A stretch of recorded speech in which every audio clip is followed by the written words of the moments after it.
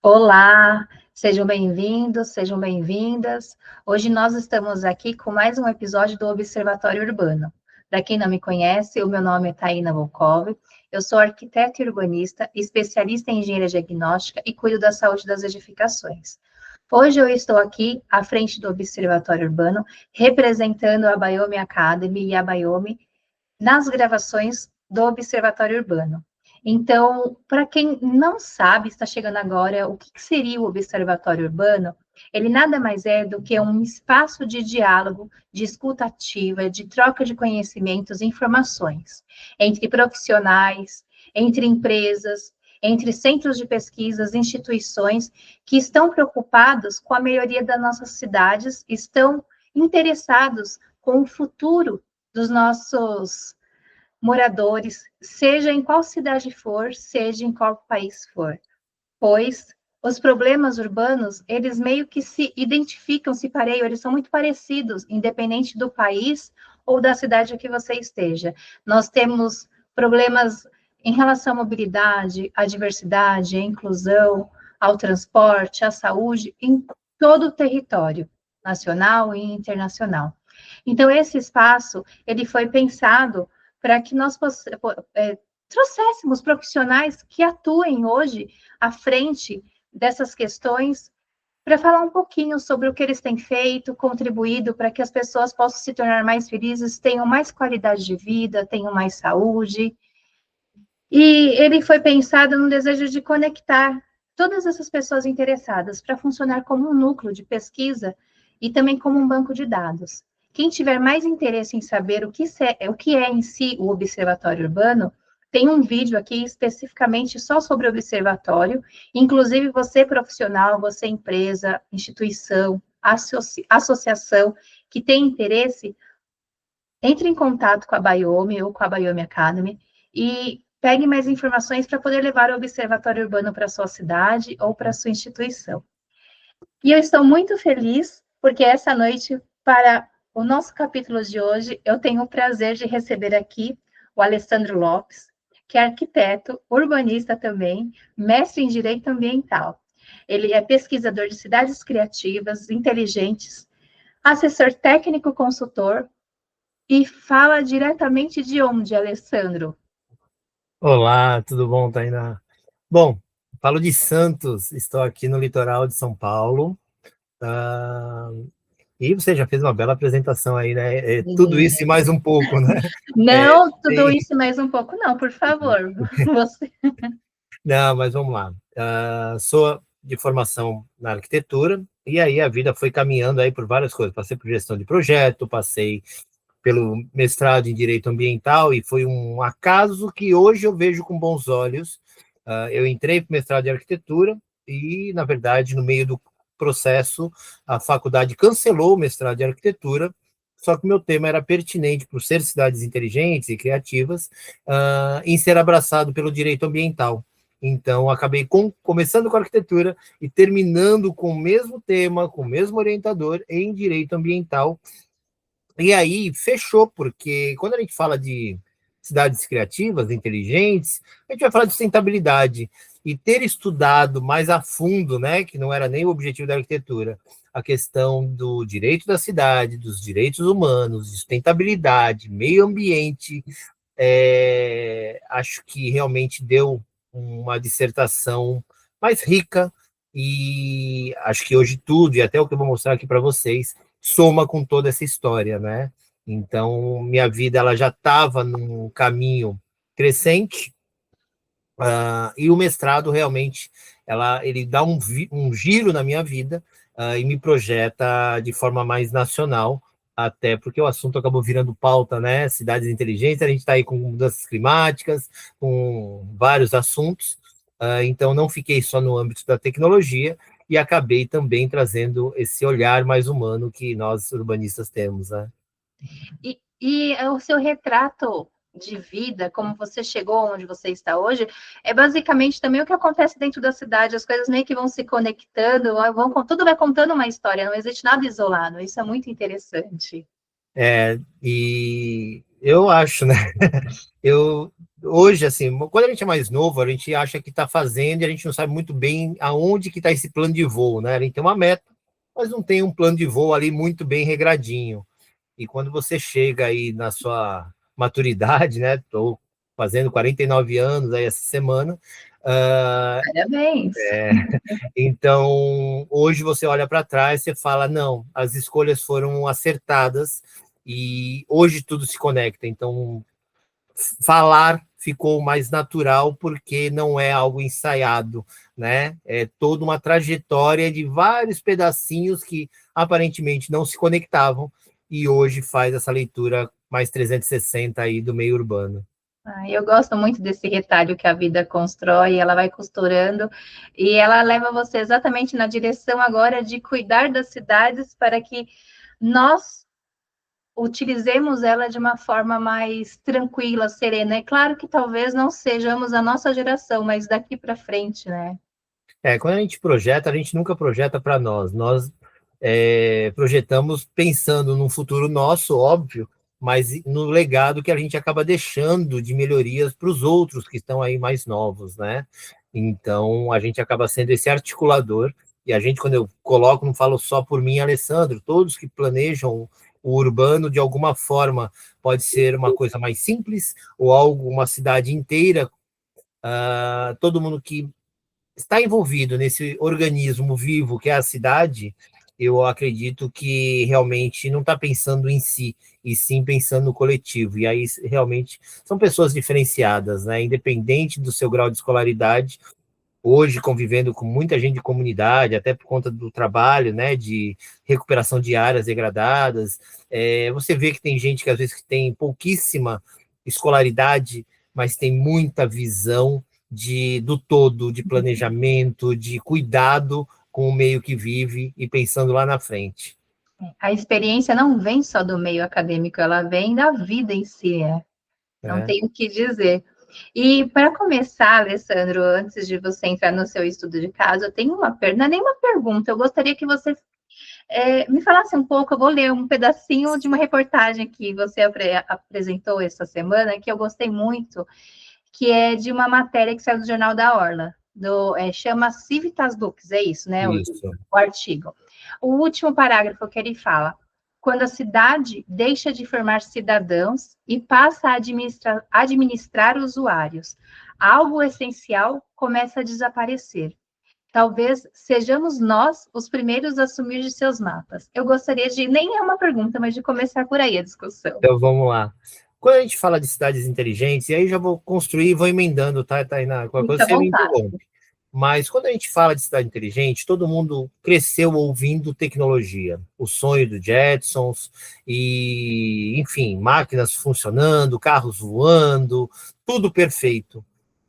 E você vê que não é bem assim. E você começa a entender que só a máquina, só os dados precisos não resolvem quando você tem o ser humano como articulador. E esse artigo que você citou, ele realmente faz uma crítica exatamente aí. A cidade, quando ela começa, ou seja, quando tudo funciona, por isso o nome de Civita Lux, né? Ou seja, iluminar a cidade da luz, enfim, ou seja, tudo funciona, está tudo perfeito, o sonho ideal, mas tem o ser humano. E se você perceber, por muitos anos, a gente tem se acostumado a ser um número, todo mundo controlado pelo seu CPF, pelo seu IP, a gente está acostumado a usar o sistema, né? Então, a gente é usuário do sistema de transporte, usuário do sistema de saúde, usuário. E usuário é uma linguagem computacional. Sim. Então, a gente perde o que nossos avós, nossos pais puderam vivenciar, e a gente, um finalzinho, que é aquela questão do cidadão, do se reconhecer na rua, do sentar numa praça e conversar com alguém que você encontrou e fazia tempo que não via naquela semana, para simplesmente números que entram e saem. E a cidade inteligente, dependendo dessa quantidade de dados mal geridos que ela possa fornecer ou mal equilibrados, qual é a tendência do computador? Tudo que você não usa, não tem repetição, ele descarta. E essa frase final que você destaca É exatamente isso, porque a cidade inteligente, totalmente monitorada, ela sempre vai te sugerir o melhor caminho.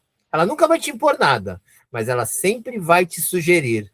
É só olhar no seu GPS, ela falar que está engarrafado, que tal vir para cá? E aí você começa a gostar daquele caminho com o seu carro, com o seu veículo, ou com a sua bicicleta, e você começa só a usar aquele. Se você perceber, daqui a um tempo, o computador apaga, porque aquele outro lá não tem mais vida, não tem ninguém. Então, para ele, tanto faz, tanto fez. Então, quando a gente deixa de usar, deixa o improviso, que é o que é bonito da vida e das cidades, acontecer, a gente se robotiza e aí ela domina nesse sentido mais orgânico da vida na cidade, né? Porque vamos sempre delegar para a máquina nossas escolhas. E fazendo uma reflexão um pouquinho mais profunda, a gente já faz isso, e várias pessoas já devem ter se visto isso, perguntando hoje para uma inteligência artificial que roupa que ela coloca para aquela saída. Se aquele perfil de pessoa que a gente só consultava num horóscopo questionável de um jornal, de uma revista, hoje eu quero comparar cada detalhe, se aquela pessoa serve para mim e eu não me permito conversar com aquela pessoa. Então, esse improviso que é do ser humano, a gente delega para a máquina. Então, estamos delegando sentimentos para a máquina. Olha o risco que a gente caminha para uma cidade tão perfeita num livro de história. Então, na verdade, essa crônica, eu faço esse desenho e fecho dessa forma, que daqui a pouco, se a gente bobear, ela vai excluir a nossa alma. A nossa essência, que é exatamente essa diversidade que existe, como você trouxe belamente aqui. Nossa, belamente é bom que eu matei o português agora ao vivo e a cores, gente, me perdoem. Mas de uma forma tão esplêndida. E, Alessandra, o que você pode me dizer, engatilhando já desse seu diálogo inicial, sobre qualidade de vida, bem-estar e felicidade em relação à cidade e sustentabilidade, um pouco desse seu projeto que você estava comentando também antes de nós iniciarmos a gravação. Sim. Bom, nós como arquitetos, né, e eu sempre falo isso em todas as vezes que eu tenho oportunidade, a gente é gratificante ser arquiteto, porque você não lida com... Quem procura o arquiteto não é uma pessoa que está de mal com a vida.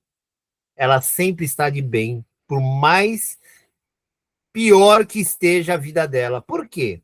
Se você pegar um casal que acabou de se separar, os dois estão chateados, para o arquiteto, quando eles procuram um arquiteto, são duas visões de esperança que ele tem ali. Porque um quer mudar e apagar o passado, o outro também quer uma nova vida. Então você recebe pessoas com sonhos inovadores, com sonhos melhores do dia a dia, de esperança, e são pessoas que entre eles se separaram, que as famílias deles estão entendendo isso, mas ficam felizes e torcendo porque um arquiteto que ele foi procurar proporcionou um novo lar, um novo jeito de ele olhar e encarar aquele problema. Se você olha numa cidade, a gente aumenta a lupa, uma área que é degradada, abandonada, invadida, tem tudo, né? Que a gente possa imaginar, droga, prostituição e etc.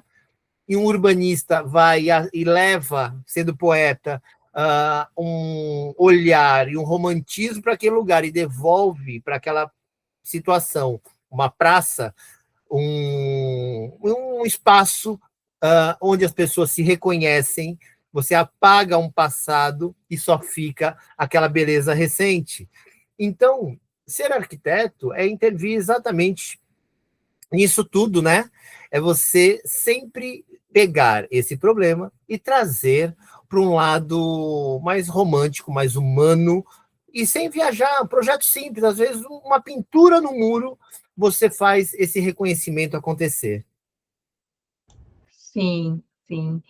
E, nossa, as pessoas têm a memória, a história em si dentro dela, e E nós trabalhamos numa forma de tentar apagar, como você disse, ou também ressaltar algumas vezes, porque você às vezes precisa trazer pertencimento também. Exatamente.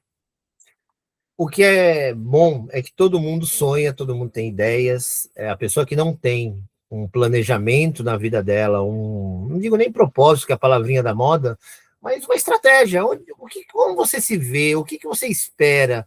Eu acho que essa pessoa, ela realmente, ela precisa de muita ajuda se ela não tem isso, se ela não busca isso, independente da sua condição financeira, ou ela tem que querer, ela pode querer, e a mudança, às vezes, são pequenos detalhes que vão somando. Ela pode fazer transformação na vida de outras pessoas, como tem várias instituições aí que você vê que acontece dentro de áreas periféricas que são fantásticas.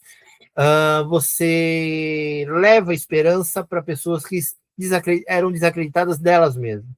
Eu comento muito, Tainá, você é formada, especializada, mestre, doutorando, enfim, Não, calma, doutora. vamos por Vamos lá, partes. vai chegar lá, vai chegar Vai lá. chegar, Já está na então, um passo academia, de vai cada chegar lá. vez. Mas, com certeza, ou vou subestimar aqui você não sabe fazer um polimento de uma porta e invernizar uma porta. Com certeza. E aquela pessoa sem estudo, ela faz isso que ela não gasta 5 minutos. Só que ela faz com uma precisão que você, com todo o seu estudo, vai olhar e falar: caramba, que artista, que trabalho bem feito. E você vai perguntar para aquela pessoa e ela não se sente assim. Ela entende que aquilo para ela é o que sobrou, é o que ela aprendeu com o pai, com o vô, para ela é um dia a dia normal. Não é um talento, um conhecimento. E quando você enxerga isso e faz dessa pessoa ser um multiplicador, a gente volta, e aí sendo acadêmico, lá nas origens. Lembra do Liceu de Artes e Ofícios? O mestre aprendiz. Aquelas pessoas não tinham formações, elas tinham conhecimentos passados, elas eram replicadores de conhecimentos. E isso era um saber. E isso passava para pessoas que estavam a fim de aprender. Por que a gente foi como população, como humano, deixando isso para trás? A gente confia nos professores, porque eles recebem para passar, mas a gente abre mão de ouvir o dia a dia popular, o saber popular. E quando a gente trabalha com meio urbano, isso faz toda a diferença quando você conversa com as pessoas que habitam aquele local. E que óculos que eu coloco para enxergar esse saber popular? Na verdade, eu tenho uma frase que você gosta de, às vezes, pegar algumas frases aí, né, que eu já vi que tem, mas eu tenho uma frase que é o seguinte: o arquiteto, ele, não só o arquiteto, a pessoa mais sensível, vamos colocar assim, com um pouquinho de sensibilidade, ela se permite ser um doador de quê? Do ouvido mesmo, de tentar experimentar pelo conto dos outros aquela rotina que não é a realidade dela. Então, quando você abre o seu ouvido, não tecnicamente, e sim com o coração, e não é sendo poeta, você começa a entender que algumas coisas que para você tecnicamente não faziam sentido nenhum, para aquelas pessoas são muito importantes. E coisas simples, por exemplo, eu te dou um exemplo, sem mostrar ainda esse projeto aqui. Esse projeto aqui vai resumir muito do que a gente está falando, mas eu recebi um grupo de um bairro, não era periférico, que eles vieram me pedir, porque uma das moradoras do bairro faleceu com 100 e poucos anos de idade, Uau. e ela sempre cuidava da praça que rodeia o bairro deles. E eles vieram me pedir para colocar uma estátua dessa moradora totalmente anônima para o resto da cidade, país, não é ninguém importante, mas para eles é a pessoa que fez aquela praça acontecer e ser o que é hoje. Então, para eles tinha uma memória e eles queriam homenagear de alguma forma, não com uma placa, mas sim com um busto, uma estátua daquela pessoa no lugar que ela ficou durante 100 anos cuidando daquele local. Então, este ouvido tecnicamente, nós não colocaríamos essa pessoa, ela não tem relevância nenhuma para nós, para a cidade. Mas para o bairro, para a quadra, para a praça, ela tem todo o simbolismo. E isso traz uma presença, traz um significado totalmente exclusivo e sai dessa situação de massa, onde as pessoas tentam se colocar muitas vezes e repetir, e só repetir, Padrões. repetir sem É isso aí. entender. Então, assim, quando eu escrevo sobre cidades inteligentes, muitos, até meus orientadores ou professores que me perturbaram para ir fazer o mestrado, acharam que eu ia para a tecnologia, porque eu sou de um período de transição tecnológica e eu sempre tive meu nome muito associado à tecnologia e alta performance nessa linha. E aí eu falei, não. Eles assim, como não? Assim, não. É minha chance de escrever como eu vejo a tecnologia, sim, mas no meio. A gente vai fazer o contrário. A gente vai nas células. A gente vai fazer. Por isso que eu uso como cidade criativa. Eu queria mostrar que qualquer bairro, qualquer cidade, de qualquer tamanho, também é inteligente, mesmo sem tecnologia, uma vez que ela tem a parte cultural, a parte do pertencimento, a parte da memória afetiva viva funcionando. E quando você pega a Carta Brasileira de Cidades Inteligentes, que é um retrato disso, ela fala isso logo no glossário dela, logo nas primeiras páginas, que a cidade ela depende das pessoas. Então não adianta alta tecnologia se você não lida e você não cuida das pessoas, se as pessoas não têm prazer e felicidade em viver naquele bairro, naquela cidade, ela tem que se enxergar ali. E para ela se enxergar, a gente traz para o mínimo e não olha só o todo. A gente vai fazendo vários pequenininhos e esses pequenininhos vão fazer o todo e ter uma cidade com uma característica muito mais viva, né? Então, pode ficar à vontade e apresentar essa super coxa de retalhos, eu vou chamar assim simbolicamente, mas com Sim. todo carinho, porque para mim é exatamente isso, como nós começamos falando sobre esse costurar de informações, de personalidades totalmente distintas à essência de cada ser. Né? Vou compartilhar a tela toda. Tá me ouvindo, né? Eu não compartilhei Show. áudio porque não tem música, não tem nada, é só aqui. Bom, para quem está assistindo a gente, só para dar um loop, isto aqui é Santos, e na verdade, Santos é isso aqui, ó. Toda essa parte aqui é Santos, ó. Sim. Tá? Só que Santos, que todo mundo conhece, vê na televisão, se resume a isso aqui, ó. Isto aqui que vocês estão vendo, todo sem quase verde nenhum, significa 450 mil habitantes, tá? Então é uma cidade muito adensada, porque praticamente todo mundo está aqui. O morro divide vamos dizer assim, a área em tese mais nobre, né? Não gosto nem de colocar assim, mas em tese mais nobre, da área chamada Zona Noroeste, que é uma área mais periférica, tá vendo? Sim, sim, estou.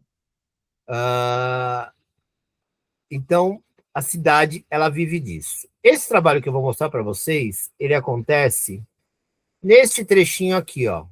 Como é uma cidade portuária, né? Então, Santos, para quem nunca viu, é uma ilha. Então, a gente é ladeado aqui, ó, mar, canal de navegação, e vai ligar lá nos rios e vai embora. Estamos aqui numa ilha. Ela acontece aqui. Isto aqui que vocês estão vendo, ele é um mangue, tá? É uma área Tá. de mangue. Que estava já indo para um assoreamento. Por quê? Aqui na Baixada, a gente tem um recorde que ninguém gosta. Tá vendo essas construçõezinhas aqui, ó? Sim.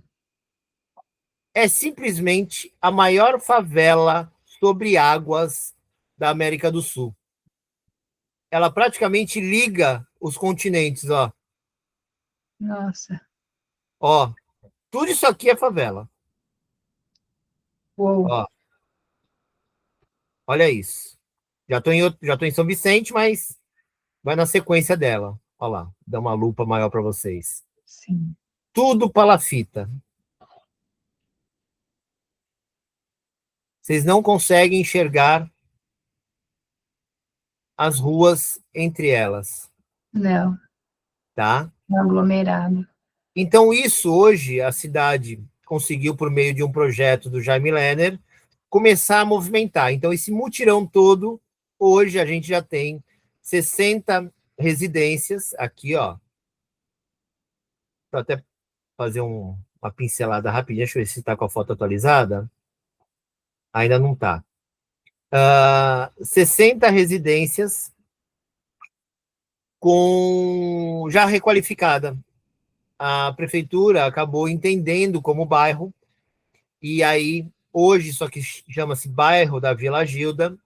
Então, começou com 60 nesse projeto piloto, agora o governo liberou mais 320 e vai urbanizar tudo isso aqui como residência digna, sem gerar gentrificação, que é uma das coisas mais difíceis, né, de ocorrer. Sim. Então, em pouco tempo aí, acredito que vamos ser bem brasileiro, daqui a uns 10 anos, a gente não fale mais dessa área de invasão, e sim, vamos estar falando de predinhos acomodados. Olha lá, criou acessos, tá vendo? Tem ciclovia, tem tudo. Este projeto que eu vou contar para vocês é o que eu falo sempre do pouquinho.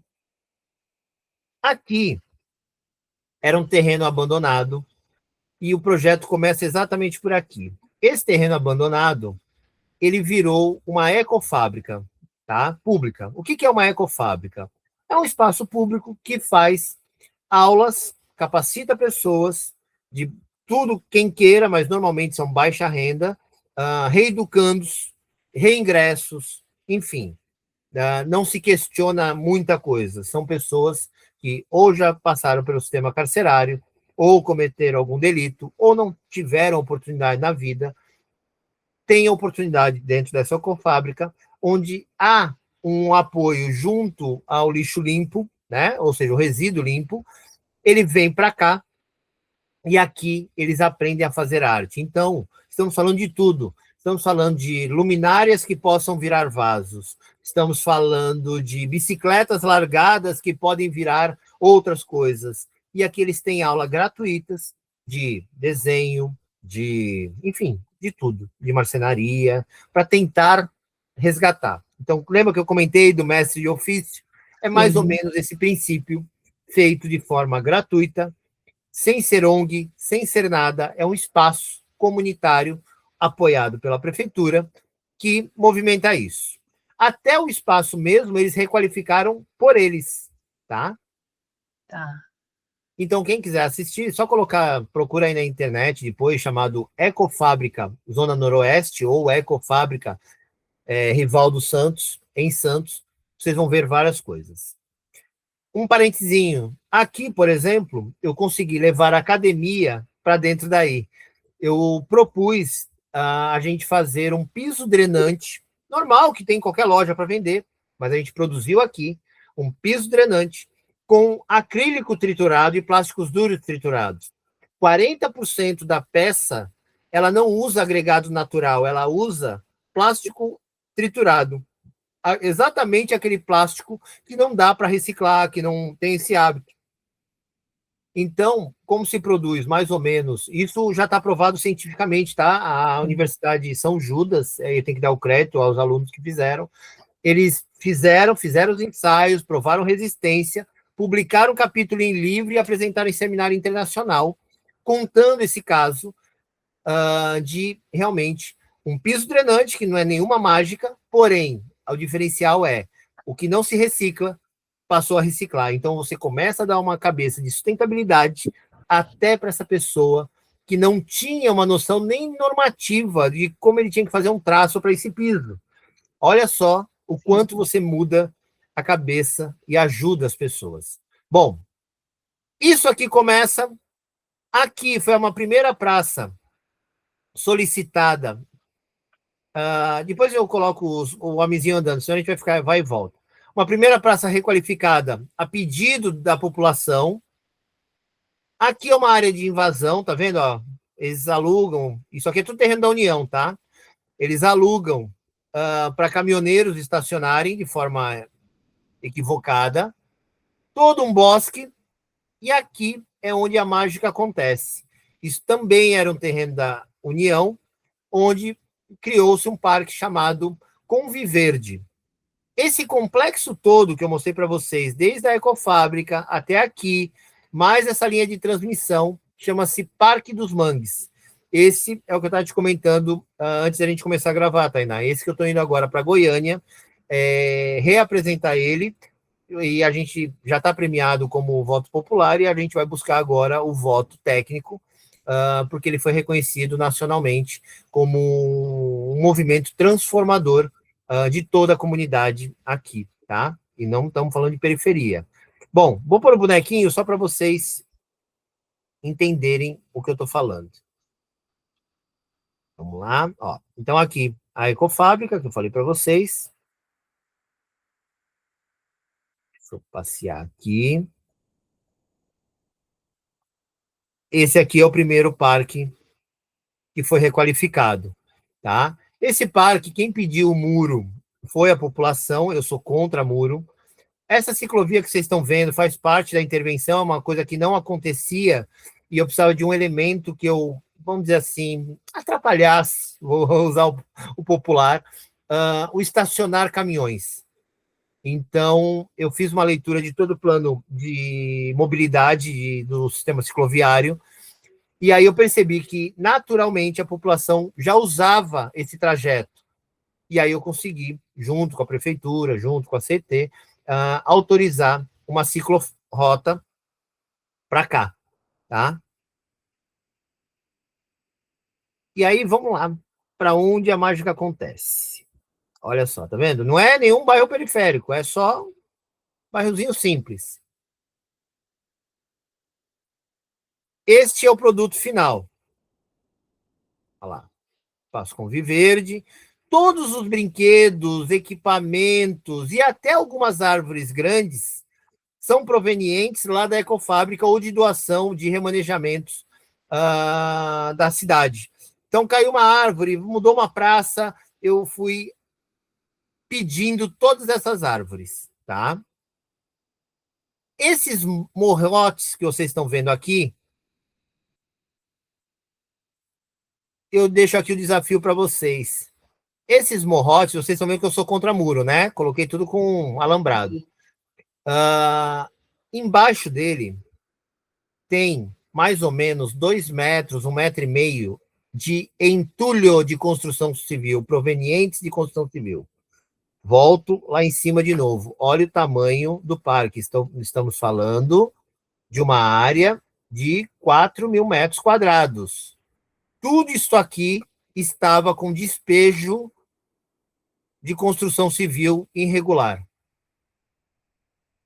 Então, qual foi a mágica do projeto? Não tirar, porque não tem, vou tirar daí, vou pôr aonde? Então, a gente aceitou a situação, criei um desenho de parque, e ele está por baixo, selecionado. O que eu fiz? Eu fui separando com a retroescavadeira e orientando. Coisa que não dava para quebrar, triturar, que eram muito grandes, ficou na base. E aí eu fui sobrepondo. Quando eu cheguei na altura que eu precisava, e estou contando aqui que fica de receita de bolo para quem estiver ouvindo em qualquer parque que tem um problema desse, eu fui filtrando. Então, o triturado mais fino foi ficando nas camadas superiores. Quando eu consegui criar o formato que eu quis, eu crio uma camada com areia de mais ou menos uns 15, 20 centímetros, mais uma manta de bidim e mais grama, que a grama já vem também com mais 5, 7 centímetros. Então, eu tenho um colchão de mais ou menos uns 20 centímetros acima do aterro de terra orgânica natural. Esse vazio embaixo é intencional, porque quando a chuva vem, ela vai filtrar, passa por esses vazios. Então, automaticamente, plantar qualquer coisa aí, ela ia dar. Porque o mínimo para você plantar qualquer coisa é 20 centímetros. E a raiz das árvores, elas vão buscar o solo e a água. Então, esse vazio que cria dentro desses morrotes, ele acaba sendo abraçado. Então, a gente usou todas as árvores de raízes profundas exatamente para cá. Então, tudo que vocês viram e estão vendo com grama, por baixo, é entulho. Tá? O velho e bom entulho de construção civil. Essa é uma foto, olha lá, julho de 2025. Mas vamos ver como é que isso aqui era antes? Cadê aqui? Ó, 2023. Isso aqui minava óleo no córrego. Isso aqui fedia, que vocês não imaginam. Toda essa população aqui reclamava porque tinha abusos sexuais, uso de droga, aqui o tempo todo. Olha lá. E por anos, ó, posso voltar, ó. Por anos, isso foi dessa forma. 2011 era um terreno abandonado, ó. Estou voltando a mais de 10 anos, ó. 2010, olha lá. Estava no olho de todo mundo e ninguém enxergou. Até que em 2025 surge essa proposta. E aí, o conversar com a comunidade fez o seguinte: no projeto inicial, eu havia colocado algumas mesas de jogos e lá dentro até algumas outras coisas mais, vamos dizer assim, adolescente e adulto. E a população em volta falou: olha, não funciona, porque não queremos adultos aqui, nessa praça que vocês estão fazendo.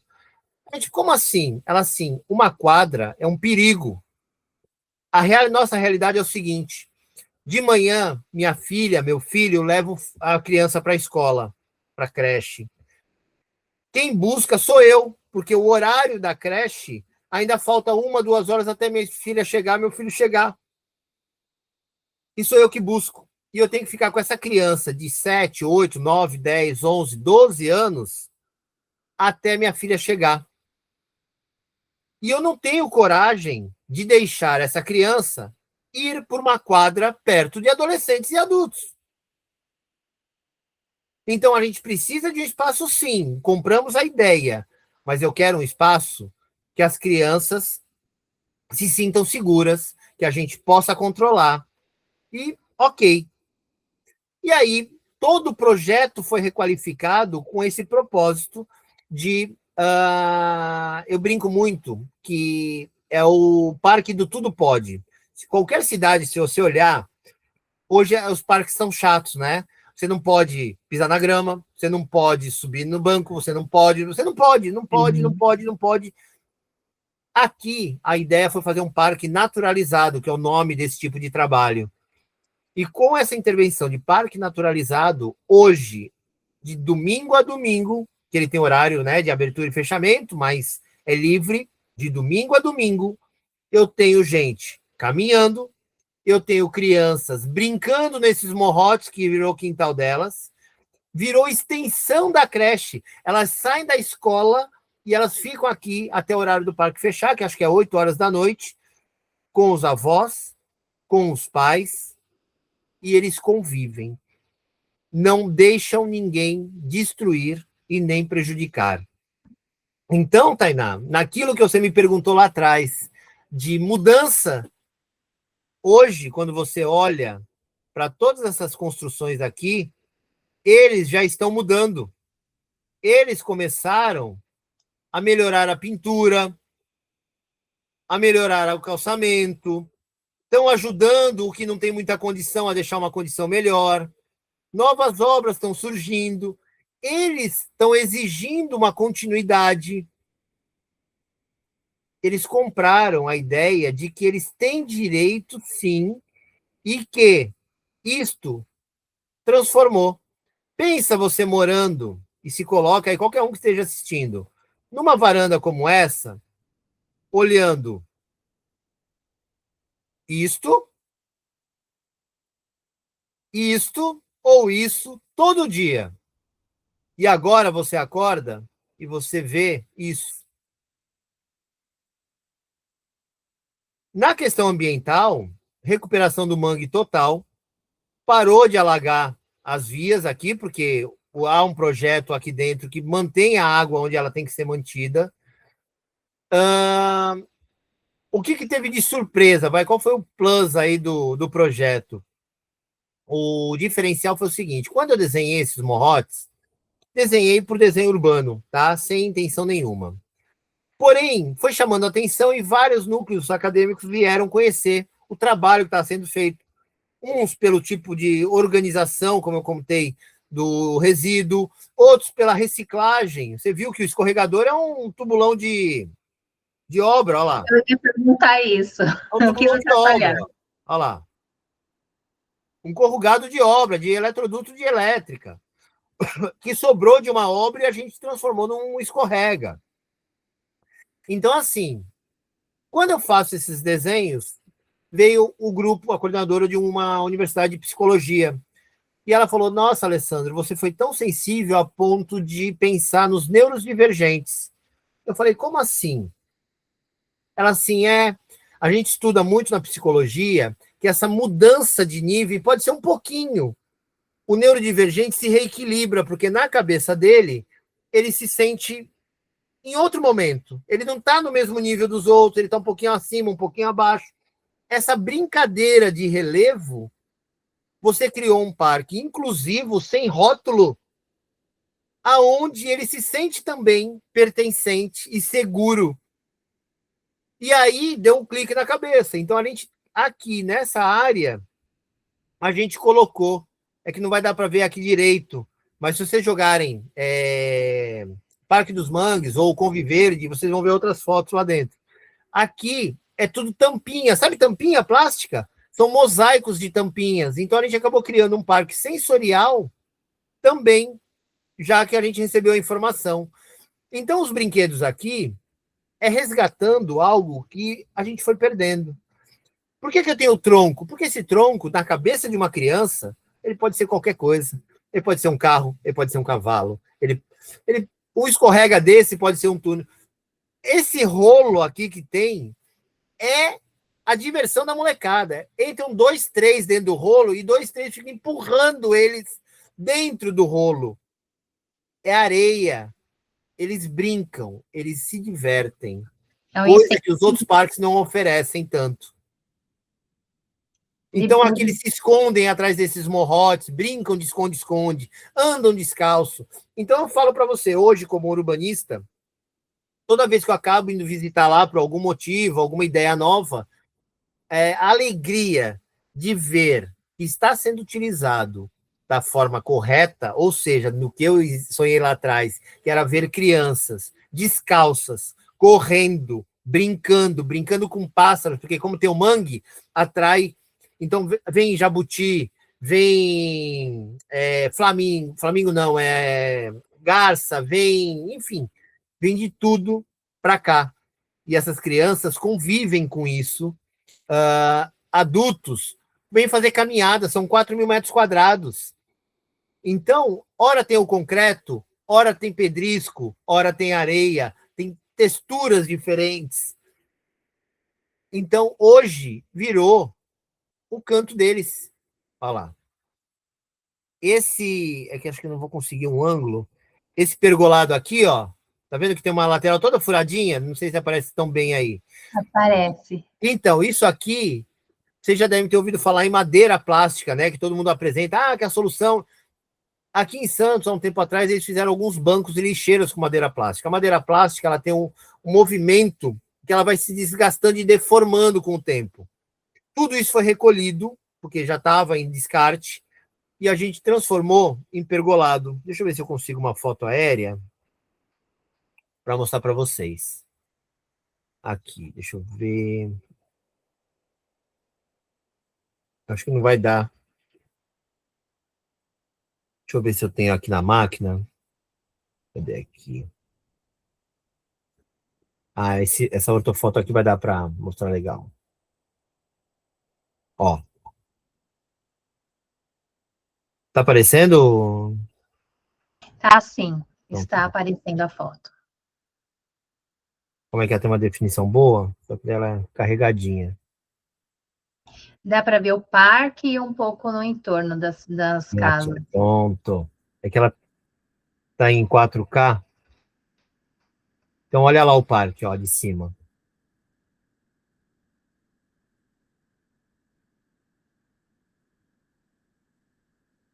Tá vendo? Ó, tem trilha de caminhada. Olha o mangue lá.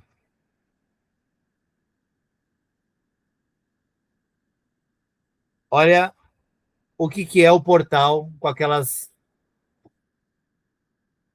Tudo fabricado com aquela mão de obra e com os ensinamentos lá na Ecofábrica. Ó. Olha lá. Os bancos também, ó. Tudo madeira plástica que foi descartada. E o parque cresceu, né? Ele veio para a rua, né? Ó. Organizou o trânsito.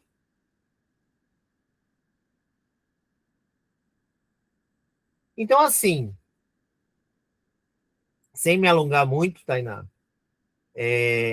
dá para fazer, entendeu? Não precisa de muita coisa para você mudar um espaço, você mudar uma cidade, você mudar o engajamento de um bairro, de uma cidade ou simplesmente daquela rua. Eu fiquei sem palavras e emocionada.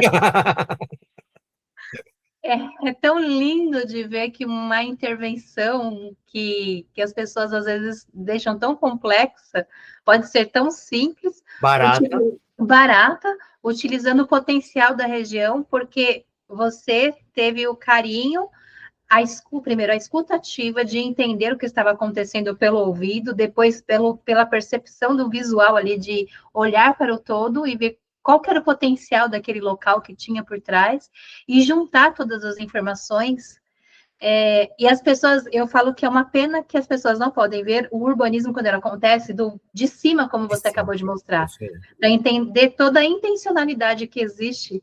É incrível, não tem nem o que dizer, Alessandro. Os parabéns pelo projeto, pela iniciativa de vocês, e como é bonito também de ver a comunidade como essa coisa tão pontual, eu vou falar assim, nesse todo que você mostrou, ela abraçou, é o senso de pertencimento, é a segurança fazendo o seu papel aí indiretamente também, fazendo com que você queira cuidar, queira estar, queira pertencer. E Tainá, você viu? Até o Google favorece isso a gente, né? 15 anos ou até mais, tava lá, tava lá. Só faltou alguém pegar na mão e falar: vamos junto, vamos fazer um negócio diferente. 15 anos. Não é obra faraônica. A prefeitura até tinha uns projetos com quadras, mas não dialogava com a cidade. Eles mesmo criticavam nas reuniões que a gente fazia e falavam: tudo bem, vai montar uma quadra de beach tênis, mas uma raquete custa R$ 2.000. Eu não tenho como praticar isso. Vai ter uma escolinha aqui. Ou seja, a minha vontade. Tem um professor que eu gosto bastante, e ele é totalmente terceiro setor, que é o professor Takashi. E ele falou uma vez uma coisa que eu gostei muito. Quando a gente não está naquele meio, a gente está aqui fora, a gente tem um monte de boa intenção de querer levar algo melhor. Só que a nossa soberba imaginária, porque não é uma soberba intencional, mas é uma soberba imaginária, a gente ignora a parte principal. Eles, os desejos deles, os sonhos deles. E aí a gente põe os pés pelas mãos, porque a gente vai formar um monte de músico, padeiro, costureiras. Será que não tem lá dentro da comunidade alguém sonhando em ser arquiteto, engenheiro, astronauta, cientista? Se não tem, por que não tem? Por que a gente não pode ter núcleos que conversem com eles para buscar isso? Que a gente falou no início. Se a pessoa não tem um plano de vida, e ela só vai ter um plano quando você leva oportunidades, e a oportunidade não é só levar dinheiro, não é só doar. A gente fica nessa questão do doar. Às vezes, doar o tempo de escutar e falar: você já viu isso? Tem um trabalho em São Paulo, não sei se você chegou a ver, que são dois meninos que eles saíram, eles tiveram um curso técnico de desenvolvimento de softwares, eles conseguiram alavancar e montaram dentro da comunidade deles, acho que Paraisópolis, uma dessas, uma sala reboco, feia, tal, conseguiram computadores doados e eles ensinam de graça, tá? De graça até uma página 2, você já vai entender, desenvolver software, desenvolver programa. Até que aquela pessoa aprendeu. Quando ela aprende, eles, que estão no mercado, eles apresentam essas pessoas para o mercado de tecnologia. Quando essa pessoa ingressa no mercado, o primeiro salário volta para a escola. Porque é como se fosse um recíproco. Já que você aprendeu de graça e agora você conseguiu andar a sua vida, você tem a missão de devolver o seu primeiro salário para outros terem a mesma chance que você. É um projeto que se retroalimenta nesse caso. Exatamente. Então ele volta com o primeiro salário, ele mostrou na reportagem, passou até em pequenas empresas, grandes negócios, alguns voltam querendo ser professores desse espaço, e estamos falando de uma salinha de 15 metros quadrados, 2 adolescentes, treinando pessoas com 40, 50, 16, 15, quem quer. Então dá para fazer, dá para fazer. Dá. E é por isso que nós estamos aqui hoje com você, amanhã com você que está nos assistindo. Se você tiver um projeto, assim, projeto com certeza todo mundo tem, mas que você veja que possa agregar como esse que o Alessandro acabou de apresentar, ou esse que ele está contando agora de estudo, venha, faça parte também, porque é muito importante essa troca, é muito rica, não, Alessandro? Sim. O que você tem a dizer sobre essa troca que a gente, entre profissionais, igual você acabou de fazer agora? Você acha que isso tem... Oi? Você acredita, né? Você acredita Sim. que isso precisa se repetir? E eu gostaria, assim, já partindo, inclusive, pelo nosso horário para as considerações finais e conclusões, o que você tem a dizer sobre essa contribuição mesmo? Eu acho que todo mundo tem, e tem várias histórias, cada um dentro do seu ambiente, das suas oportunidades, e essa troca ajuda a isso, ajuda a abrir mentes, ajuda a enxergar novas possibilidades. Então, se você está ouvindo aí, assistindo, e tem alguma ideia, apresenta. Traz aqui para a academia, traz para a gente, vamos trocar, vamos somar, vamos dividir experiências aí por esse Brasil todo. Exatamente. Alessandro, muito obrigada pelo seu tempo. Meus parabéns pela sua sensibilidade, pelo seu olhar, por toda essa didática que você tem, tanto para poder direcionar as pessoas que não têm nenhuma formação acadêmica, quanto as pessoas que têm formação acadêmica, para mostrar que tudo é possível, não existem barreiras. As barreiras nós que criamos, ela não é imposta diretamente. Às vezes, a gente consegue quebrar isso de uma forma muito mais simples do que ficar esperando que a sociedade por si só se resolva, que o poder público resolva a minha dor. Então, realmente, meus parabéns. Eu não tenho nem outra palavra para dar aqui nesse momento, porque eu fiquei emocionada. Obrigado, Tainá. Que bom que você gostou. E vamos lá. Quando tiver uma outra chance, se precisar, só chamar. Obrigado. Obrigado a todos que estão assistindo. Com certeza. Muito obrigada. Uma boa noite a todos.